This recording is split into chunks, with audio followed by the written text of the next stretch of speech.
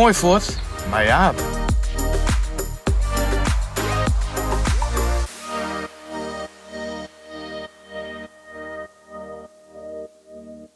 Meneer en mevrouw, wat brengt u op de camping, de omleiding?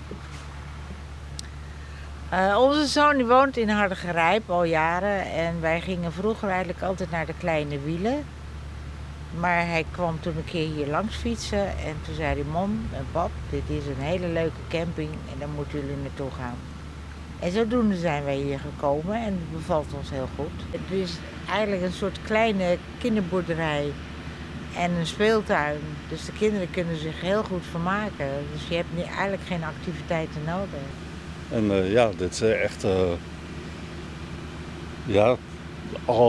allerlei dingen van vroeger. Een wasrek hier. En het is allemaal hier heel vrij. Ze mogen hier een kampvuurtje maken in een tonnetje. En ja, het is allemaal heel gemoedelijk. Ja, een leuke camping. Ja, komen echt terug.